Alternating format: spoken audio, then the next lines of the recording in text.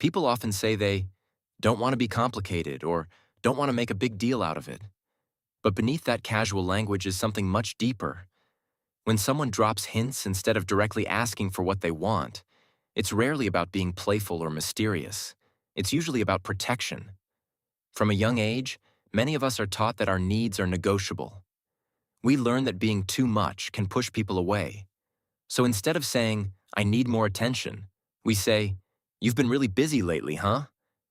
Instead of saying, "I want you to plan something special for me," we say, "It must be nice when someone surprises you." The message is there. It's just wrapped in safety padding. At the core of hinting is fear. Fear of rejection. Fear of being seen as needy. Fear of hearing a direct no. A direct request creates a clear outcome. The other person either agrees or refuses. But a hint leaves room for interpretation. If the other person doesn't respond, the hint dropper can tell themselves, maybe they didn't notice. That ambiguity softens the blow. Psychologists often connect this behavior to attachment styles, particularly anxious and avoidant patterns. People with anxious tendencies may hint because they crave reassurance but are terrified of pushing others away. People with avoidant tendencies may hint because directly expressing desire feels too vulnerable. In both cases, the indirect approach feels safer than exposure. There's also a cultural layer. Many societies subtly reward self-sacrifice and emotional restraint. Directly asking for what you want can be labeled as selfish or demanding. So people learn to communicate in coded language. They hope the right person will decode it without being told.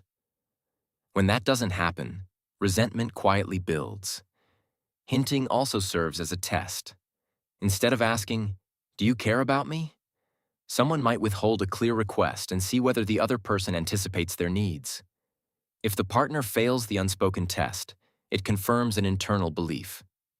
I'm not important. But the other person may have never realized there was a test at all. Another powerful reason people drop hints is that direct communication forces them to confront their own desires. Saying, "I want commitment," or "I need more support," requires clarity about what you truly want.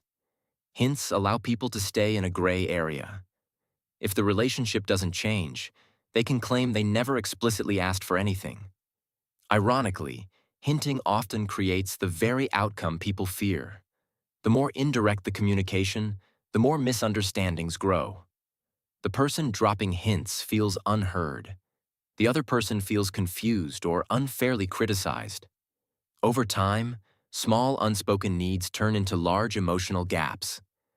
Direct communication requires vulnerability. It requires believing that your needs are valid even if they aren't met.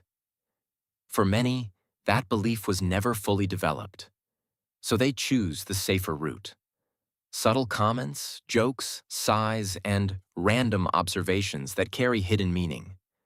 When someone drops hints, it's usually not manipulation. It's self-protection. It's a strategy learned over years of trying to avoid emotional pain. But while it protects in the short term, it often disconnects in the long term. Real intimacy doesn't grow in decoded messages. It grows in brave, uncomfortable clarity.